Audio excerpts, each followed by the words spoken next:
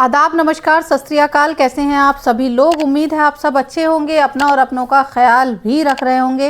रात के बज चुके हैं 8 और मैं फिर एक नई कहानी लेकर आपके सामने हाजिर हूँ। तो कहानी सुनाने से पहले, क्योंकि आप लोग भी मेरी फैमिली है, ये जानने का पूरा हक है कि मैं इतने दिन क्यों चैनल से गायब रही, क्यों मेरी कहानियाँ नहीं आ पा रही थी। चैनल था अच्छा खासा, ठीक ठाक चल रहा था, ठीक ठाक व्यूज़ थे, अच्छे सब्सक्राइबर भी थे, channel day by day grow भी कर रहा था। लेकिन किसी रीज़न से, किसी गाइडलाइन की वजह से यूट्यूब की, उन्होंने मेरा channel with in a second बंद कर दिया। तो खैर, अगर आप लोगों का प्यार और सपोर्ट इसी तरह बना रहेगा तो ज़ीरो से शुरुआत करते हैं और फिर उसी बुलंदियों पर पहुंच जाएंगे, कोई बड़ी बात नहीं है। तो आज की जो कहानी मैं आपको सुनाने जा रही हूँ वो बहुत ही चर्चाओं में रहने वाला एक नाम, जो आजकल काफ़ी सुर्खियाँ बटोर रहा है। और सुर्खियाँ बटोर रहा है किसी शोहरत पर नहीं, किसी अच्छे काम की वजह से नहीं, अपने क्रिमिनल बैकग्राउंड की वजह से, जिसका नाम है लॉरेंस बिश्नोई। तो ये कहानी है लॉरेंस बिश्नोई की कि आखिर लॉरेंस बिश्नोई कैसे बना। तो पंजाब के अबोहर में पैदा हुआ एक कांस्टेबल के घर में लॉरेंस बिश्नोई, जिसकी फैमिली बैकग्राउंड एक पढ़ी लिखी, जिसके घर का माहौल बहुत ही पढ़ा लिखा था, जिनके यहाँ पढ़ाई को बहुत मान्यता दी जाती थी, उसी परिवार का लड़का था लॉरेंस बिश्नोई। और जब लॉरेंस बिश्नोई पैदा हुआ तो लगभग इसकी फैमिली में, जो इसके पिताजी हैं, उनकी 7 करोड़ की प्रॉपर्टी उनके पास थी। पिता का नाम था लविंदर सिंह। उनकी पुलिस में भी अच्छी खासी अपनी जान पहचान थी, कांस्टेबल थे। तो चाहते थे कि जो मेरा बेटा है ये भी अच्छा पढ़ाई लिखाई करे और पढ़ाई लिखाई करने के बाद कुछ ऐसा ही गवर्नमेंट जॉब में आ जाए जैसे मैं हूँ।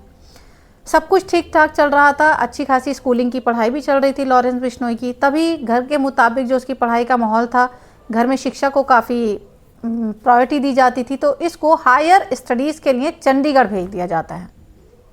चंडीगढ़ में डीएवी कॉलेज में एडमिशन मिल जाता है। एडमिशन लेने के बाद ये अच्छे से पढ़ाई भी करता है। पढ़ाई के बाद ये बीए फर्स्ट ईयर में होता है। तभी वहाँ पर एक इलेक्शन होता है जिसे सोपू कहते हैं, यानी student organisation of Punjab university. BA first year में इलेक्शन होता है। इलेक्शन में 2 ग्रुप होते हैं, एक लॉरेंस बिश्नोई का होता है, यानी कि बिश्नोई गैंग बन जाता है, और एक होता है राइवल गैंग। दोनों के बीच में इलेक्शन था। इलेक्शन जब कंप्लीट हुआ तो राइवल गैंग जीत जाता है और जो बिश्नोई गैंग ग्रुप होता है ये हार जाता है। अब यहीं से दोनों में खटर पटर स्टार्ट हो जाती है। दोनों एक दूसरे को एक आंख नहीं भाते। दोनों में दुश्मनी इतनी थी कि कभी कोई किसी के गैंग को पीट दिया करता था और कभी कोई किसी के गैंग में हाथापाई हो जाती थी। यहाँ तक कि गोलीबारी भी चली। जब दोनों गुटों में आपस में आमना सामना हुआ, किसी बात को लेकर मुठभेड़ हुई, तो इनमें गोलियां भी चला दी गईं, जिसकी वजह से पहला मुकदमा बिश्नोई के ऊपर तब लगा जब वो बीए फर्स्ट ईयर में था।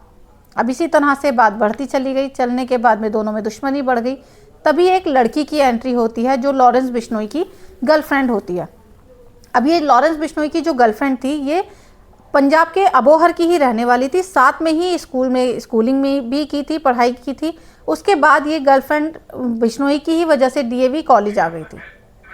डीएवी कॉलेज आने के बाद में दोनों ने साथ में पढ़ाई भी शुरू कर दी। दोनों का अफेयर चला और ये बात पूरे कॉलेज को पता थी कि ये लड़की है, ये लॉरेंस बिश्नोई की गर्लफ्रेंड है। अब जब गैंगवार हो रही थी, दोनों गुटों में आपस में काफ़ी ज़्यादा तनाव था, तभी जो दूसरा रिवाइवल गैंग होता है वो क्या करता है कि जो बिश्नोई की गर्लफ्रेंड होती है उसको मरवा देता है। अब यहाँ पर 2 चीज़ें बोली जाती हैं उसकी गर्लफ्रेंड के बारे में। एक कि वो किसी गाड़ी में जा रही थी, उस गाड़ी में आग लग जाती है, आग लगने से वो मर जाती है, एक्सीडेंट होता है, और बिश्नोई को ये बात पता होती है कि जो एक्सीडेंट था वो उसके रिवाइवल गैंग ने कराया है। दूसरी चीज़ ये निकल कर आती है कि एक्सीडेंट तो हुआ ही नहीं था। उसकी गर्लफ्रेंड को जो दूसरा गैंग था, राइवल गैंग, उसने पहले मर्डर किया। मर्डर करने के बाद में उसे एक गाड़ी में बिठाया गया। गाड़ी में बिठाने के बाद उस गाड़ी को आग लगा दी गई और एक्सीडेंट का रूप दे दिया गया। लेकिन जो लॉरेंस बिश्नोई था उसको अच्छे से पता था कि जो मेरी गर्लफ्रेंड को मारा गया है वो राइवल गैंग ने मारा है, और मारने के बाद बिठा करके गाड़ी में फिर आग लगा दी गई है। अब वो ये भी सोचता है कि क्यों इनसे बदला कैसे लिया जाए। एक मुकदमा उसके ऊपर गोलीबारी का था ही। तभी वो जुर्म के रास्ते पर जाने की सोच लेता है कि अब इतना सब कुछ हो गया है, गर्लफ्रेंड भी चली गई जिससे वो बेइंतहा मोहब्बत करता था, उसकी याद भी आती थी, उसके लिए बहुत परेशान भी रहा। इधर उसके ऊपर मुकदमा भी दर्ज हो चुका था और घर वालों की भी काफ़ी बदनामी हो रही थी, क्योंकि पढ़ी लिखी पूरी फैमिली, पिता कांस्टेबल, अच्छा खासा पंजाब पुलिस में उनका दबदबा। अब ये धीरे धीरे जुर्म की दुनिया में कदम रख लेता है। छोटे मोटे केस इस पर दर्ज होने लगते हैं, फिरौती का, मारधाड़ का, लूट का, जो भी सरेआम होती थी, कत्ल का, ये सारे केस इसके ऊपर लगने लगते हैं। और ये क्या करता है, धीरे धीरे अपना एक गैंग बना लेता है। और जब गैंग बना लेता है, गैंग में ये उन्हीं लोगों को शामिल करता है जो कॉलेज में थोड़ी अलग सोच के होते थे, जिनको ये लगता था कि हमें जो है एक अलग दुनिया में जाना है। गोली बारी उनको ये सब करना पसंद आता था। थोड़ा सा वो इस ख्यालात के होते थे कि अगर कोई सीधे रास्ते से समझता है तो ठीक है, वरना तो हाथापाई करो, ठोक डालो। ऐसे ही लोगों को चुन चुन के ये शामिल करता था। और इसने पहली बार अपने गैंग का नाम 007 रखा, जो एक जेम्स बॉन्ड की फिल्म से प्रेरित था। उसकी फिल्म में ये देखा करता था, उसका बहुत बड़ा फ़ैन था। उसी से प्रेरित होकर इसने 007 अपने गैंग को नाम दिया। अब धीरे धीरे इसका दबदबा और बढ़ता चला गया। लूट मार, फिरौती, रंगदारी, ये सब इसके केसेस जो थे दिन रात बढ़ते चले गए। इसका गैंग भी बड़ा होता चला गया। अब इसको पहली बार अरेस्ट किया गया 2015 में, और वो था बहुत बड़ा केस राजस्थान का, जिसमें जोधपुर के 2 बिजनेसमैन को इसने फिरौती के लिए रकम मांगी। अब जो दोनों बिजनेसमैन थे वो काफ़ी अच्छे बात वाले थे। ये जब फिरौती के लिए वहाँ जाता है, तभी उनमें से एक जो बिजनेसमैन होता है वो पुलिस को फ़ोन कर देता है, और ऑन मौके पे पुलिस आकर के बिश्नोई को गिरफ्तार कर लेती है। तो 2015 में पहली बार लॉरेंस बिश्नोई जेल जाता है। अब जब जेल में चला जाता है, एक होता है ना कि किसी का डर निकल जाता है। जेल में जाने के बाद बिश्नोई का डर निकल गया। वहाँ और भी लोगों से इसकी मुलाकात हुई और इसके गुर्गे बढ़ते चले गए। इसने अपने गैंग को और मजबूत बना लिया।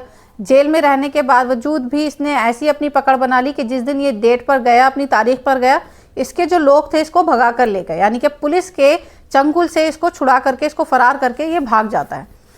अब भागने के बाद ये अपना गैंग फिर से एक्टिव कर लेता है। एक्टिव होने के बाद फिर से इसके ऊपर मुकदमे आते हैं। फिर ये 2018 में दोबारा से पुलिस के हाथ लग जाता है।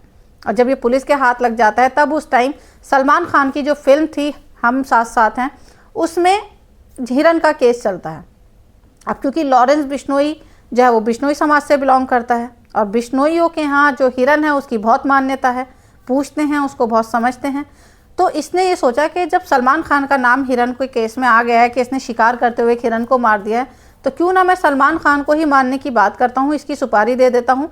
अगर ये मर जाता है तो बिश्नोई समाज में मेरी एक अलग नाम हो जाएगा, मेरी अलग पहचान हो जाएगी। हो सकता है जो बिश्नोई समाज है वो मुझे अपना नेता भी चुन ले, क्योंकि हर गैंगस्टर ये सोचता है कि चलो छोटे मोटे क्राइम करो, बड़े क्राइम करो और बाद में राजनीति ज्वाइन कर लो। तो कुछ ऐसी ही सोच बिश्नोई की भी थी। अब इसने एक बंदा तैयार किया जेल में रहने के बाद, यानी 2018 में जब ये जेल में गया दोबारा, तो इसने ओपनली एक इंटरव्यू में भी साफ साफ कहा कि मुझे अब सलमान खान को मारना है। और यहीं से सलमान खान को लेकर बिश्नोई जो था वो काफ़ी चर्चाओं में आ गया। यानी वो इतना ट्रोल हुआ कि सब लोगों के ज़बान पर एक ही नाम था कि सलमान खान को खुलेआम धमकी देने वाला पहला गैंगस्टर लॉरेंस बिश्नोई बना। सलमान खान की इधर सुरक्षा बढ़ा दी जाती है, इधर लॉरेंस बिश्नोई अपने जो गुर्गे होते हैं उसी में एक संपत नेहरा नाम का गुंडा होता है, उसको सुपारी दे देता है सलमान खान की। अब इधर संपत नेहरा मुंबई चला जाता है। जाने के बाद गैलेक्सी के इर्द गिर्द घूमता है, रेकी करता है सलमान खान की। उसके बाद ये बेंगलोर जाता है, और बेंगलोर में किसी और केस के चक्कर में ये पुलिस के हाथ लग जाता है। जब पुलिस के हाथ लग जाता है, पुलिस छानबीन करती है, पुलिस इसके मोबाइल की डिटेल निकालती है, तो डिटेल में पता चलता है कि ये मुंबई में भी था। इधर संपत नेहरा से पूछताछ करते हैं कि भाई मुंबई क्यों गया था। तब ये बताता है कि मुझे लॉरेंस बिश्नोई ने सलमान खान की सुपारी दे रखी है और मैं उसकी रेकी कर रहा था, मुझे सलमान खान का काम करना है। जब पुलिस को ये बात पता चल जाती है तो एक और मुकदमा लॉरेंस बिश्नोई के ऊपर ठोक दिया जाता है सलमान खान की सुपारी का।